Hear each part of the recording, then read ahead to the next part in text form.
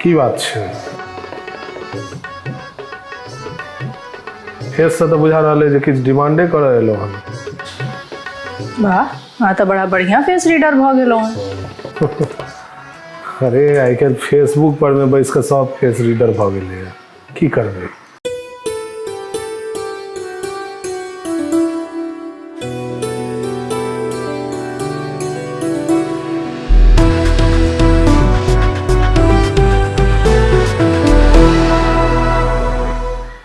अच्छा सुनो ना देखो ना हमार कहलो जे सुनू कि देखू कोनो एकटा काज कहू।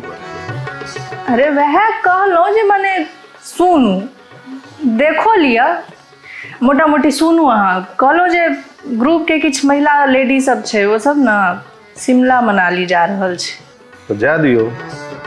अरे तो हम सोच रहल छलिए जे कनी हम अहाँ तो अपना आपके महिला नहीं कंसीडर कर के चले छी, अहाँ तो अपना आपके लड़की बुझे छी ना, तहन अहाँ ओ ग्रुप में की कर जेबै।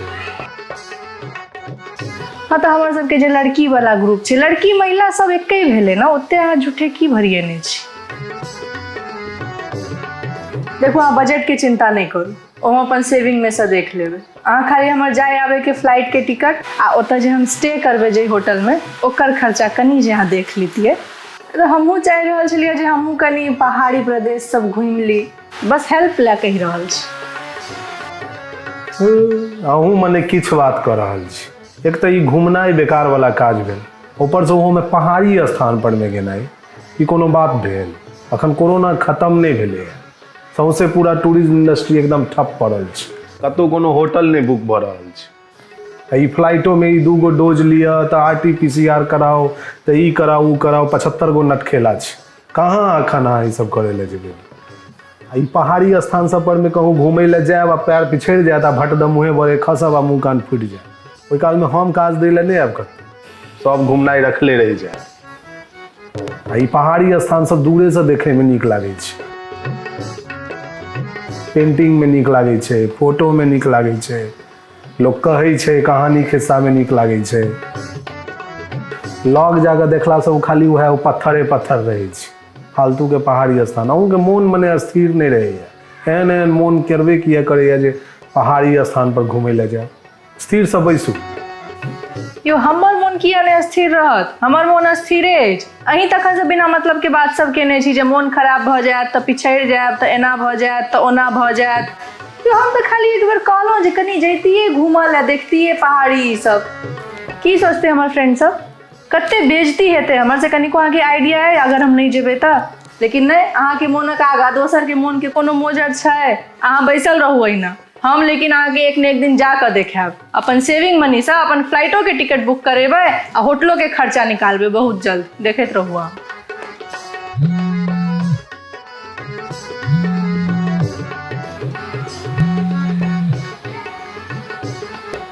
हाँ सर हाँ वो तो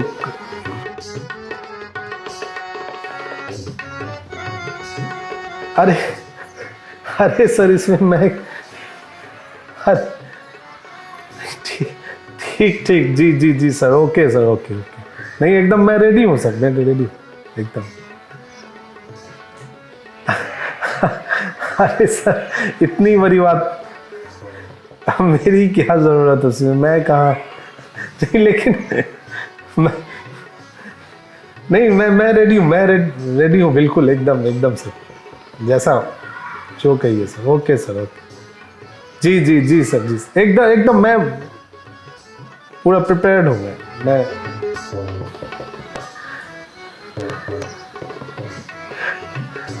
ठीक sir okay okay thank U sir okay.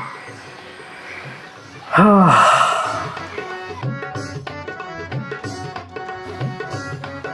हम जा रहल छी। कत्ता जा रहल छी?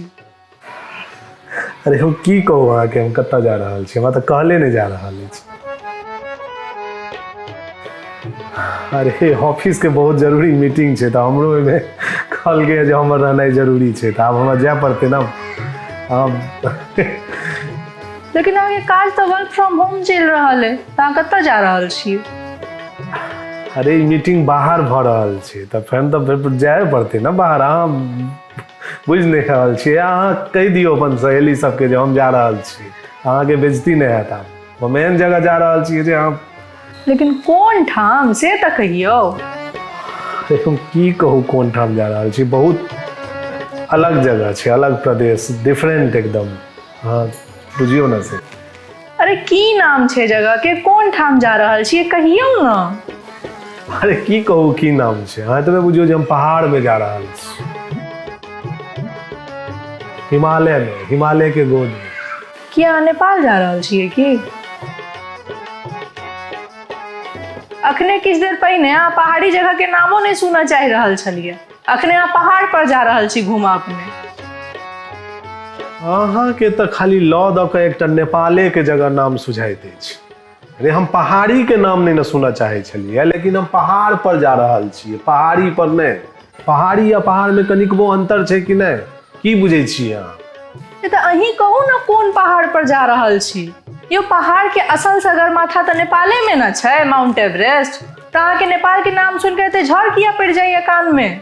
अरे से बात तो बुझलो जे नेपाल में माउंट एवरेस्ट छै, लेकिन भारत में सेहो ना पहाड़ सब छै। अहाँ कनी माउंट एवरेस्ट से नीचा आओ, हम कोनो पर्वतारोही या शेरपा नहीं छी जे हम माउंट एवरेस्ट पर चढ़ जेबै। अहाँ माउंट एवरेस्ट से कनी नीचा आओ। ये तो कहू ना कहाँ जा रहल छी, शिमला, मनाली, उत्तराखंड कत्ता जा रहल छी? अहाँ हमर ड्रीम डेस्टिनेशन के एते अंडर एस्टिमेट नहीं करू। ई शिमला, मनाली या उत्तराखंड सब, एहि सब जगह से कनी ऊपर उठियो, अहाँ ऊपर जाकर दुनिया में देखियो की सब छै, और ओहि से ऊपरो छै जगह सब। हम तेहन जगह पर जा रहल छी। अखने आके हम कहलो नेपाल जा रहल छी, तो अहाँ कहलिए कनी नीचा आओ। अखन कह रहल छी उत्तराखंड, शिमला, मनाली, तो कह रहल छी कनी ऊपर जाओ। अहाँ जा कत्ता रहल छी? लेह लद्दाख जा रहल छी। आप जाकर अपन फ्रेंड सहेली सबके कह दियो जाकर जे हमर हस्बैंड लेह लद्दाख जा रहल छै, अहाँ के बेइज्जती नहीं हैत तहन। ओ कत्ता छै? एक मिनट, अहाँ के मने लेह लद्दाख कौन जगह छै से नहीं बुझल अछि ने?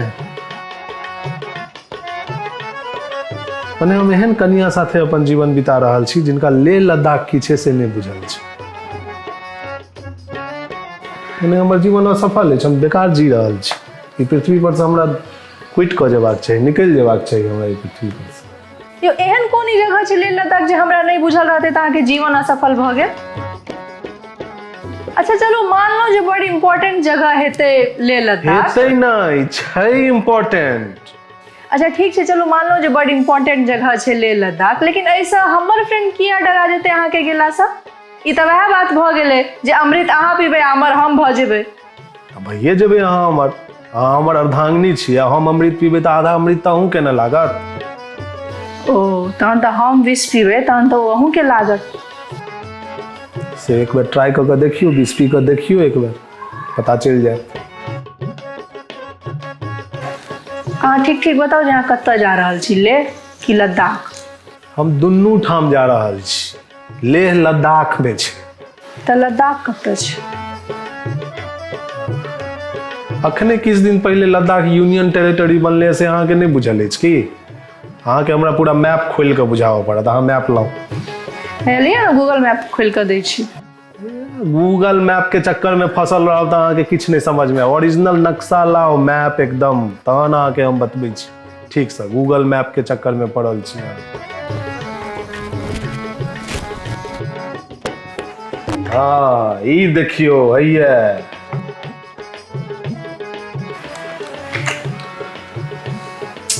ई पॉलिटिकल मैप आबि गेल। फिजिकल मैप लाओ, ई एहि पर में नहीं है ठीक से। दूध पॉलिटिकल तो फिजिकल तो इकोनॉमिकल तो बायोलॉजिकल तो केमिकल, कते मैप होय छै जे एहि सही में बुझाओ। बहुत तरह के मैप होय छै, अहाँ के ठीक से बुझेला बहुत जरूरी है। अहाँ फिजिकल मैप लाओ पहले, तहन ओहि में ठीक से बुझाय पड़त। अहाँ के की बुझाइए, ई सब मामूली जगह छै, ककर जकर बुलावा आबै छै सएह सब एहिठाम पहुँच पाबै छै। अहाँ के ई हल्का फुल्का जगह बुझा रहल अछि।